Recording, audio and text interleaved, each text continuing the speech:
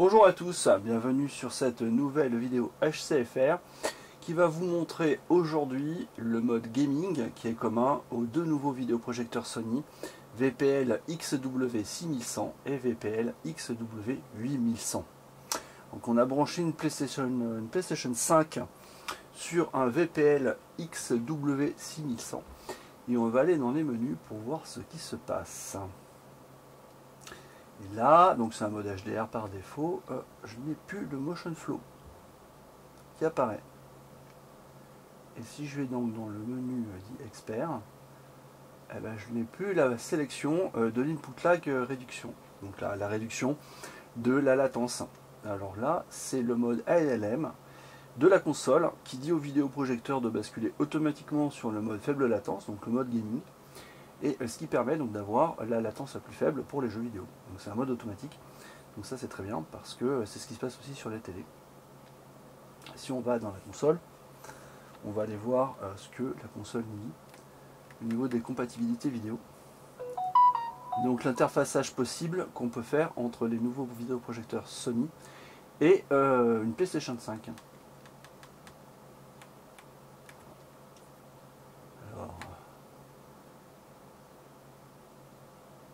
on a donc résolution automatique, le 1440 n'étant pas supporté, bon, ça c'est normal. Le Ultra HD en revanche, le 2160, oui, ça depuis un moment d'ailleurs. Pas de VRR, ça on s'y attendait un petit peu. Le 120 Hz est validé, le LLM est validé. Voilà, donc on a des fonctionnalités gaming supplémentaires par rapport à la génération précédente. Donc grâce au HDMI 2.1, notamment la possibilité d'avoir les jeux en Ultra HD 120 et la faible latence, donc le LLM. Alors moi j'ai pas de jeux sur PlayStation qui peuvent sortir en Ultra HD 120 Hz, donc on va les basculer sur une autre console, sur une Xbox Series X, et on va voir ce que la console nous dit par rapport aux compatibilités avec le vidéoprojecteur.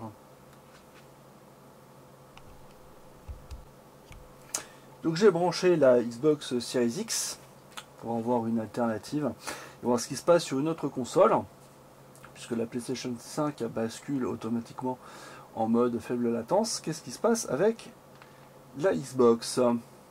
Donc là on est dans le menu, hein, on n'est pas dans un jeu. Je vois que le motion flow n'est plus disponible. Par contre, on peut toujours sélectionner l'input lag réduction manuellement. Alors ça, c'est parce qu'en fait, voilà, on est en Ultra HD 120 images secondes. Donc très probablement, dans ce mode-là, le motion flow n'est pas disponible. Alors je vais lancer un jeu. Et on va voir ce que ça donne. Normalement, le vidéoprojecteur devrait basculer automatiquement en mode faible latence. Et d'ailleurs, l'option devrait disparaître comme sur PlayStation 5. Alors, le jeu est lancé. Voilà. L'option a disparu, donc ça veut dire qu'on est automatiquement en mode faible latence. Et là, on est dans le jeu. Et on est toujours en Ultra HD 120 images secondes. Donc ça veut dire qu'avec les nouveaux vidéoprojecteurs Sony 6100 et 8100, il sera possible maintenant de jouer en Ultra HD 120 images secondes. Donc toutes les fonctionnalités qu'on peut attendre d'une connexion HDMI 2.1 sur un vidéoprojecteur.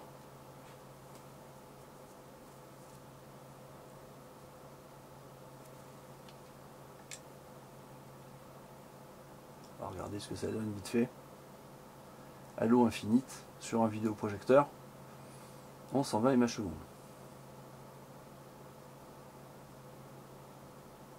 Et en Ultra HD et en HDR.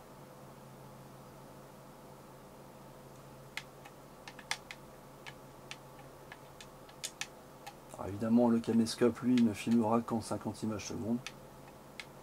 Mais je peux vous dire en tout cas que c'est ultra fluide. C'est magnifique. C'est vrai que jouer sur vidéoprojecteur, c'est quand même autre chose. C'est une autre dimension que de jouer sur une simple télé.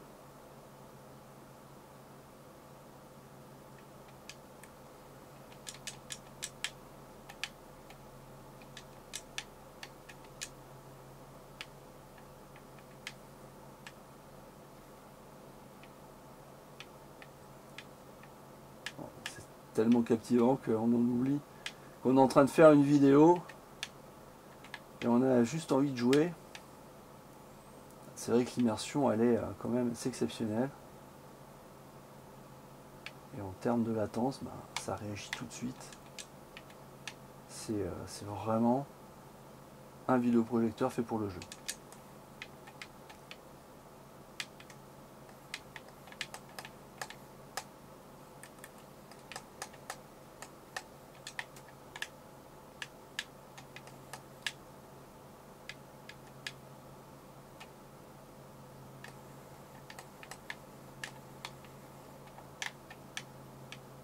Ça c'est mes collègues.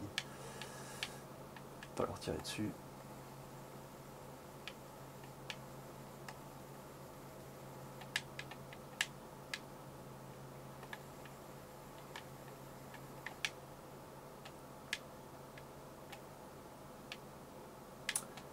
C'est vraiment, c'est assez exceptionnel. Ça donne envie de jouer, très clairement. Alors si vous êtes sur vidéoprojecteur et que votre matériel ne permet pas de passer de l'Ultra HD 120 images secondes, il y a une astuce que vous connaissez peut-être déjà.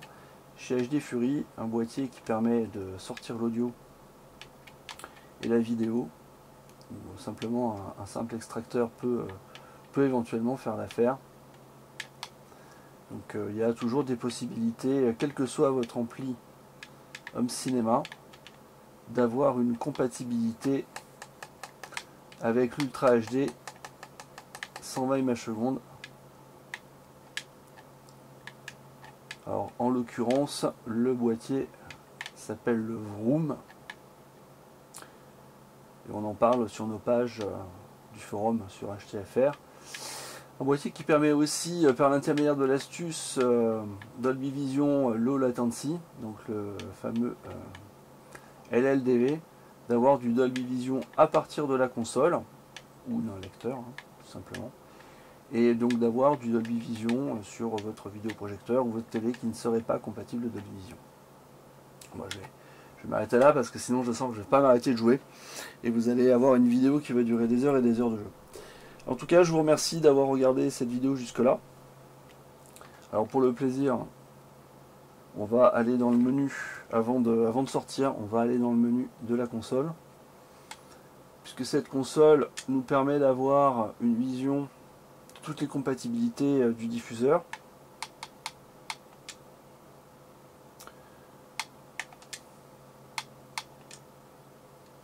Ça c'est les options. Voilà, la taille de la télé. Donc on voit bien que le VPL XW6100 est compatible jusqu'à l'Ultra HD 120 Hz. Du 10 bits 60, 50 et 24 Hz. Du HDR10 mais pas du Dolby Vision. Voilà. Enfin c'est déjà très complet. Et on sait qu'aujourd'hui des vidéoprojecteurs traditionnels compatibles Dolby Vision, il n'y en a pas. Il faut aller voir chez les UST. Et je vous remercie d'avoir regardé cette vidéo jusqu'au bout. Et je vous donne rendez-vous sur notre forum, sur notre page magazine dans lequel vous trouverez un test écrit détaillé de ces deux nouveaux vidéoprojecteurs Sony. Merci, à bientôt.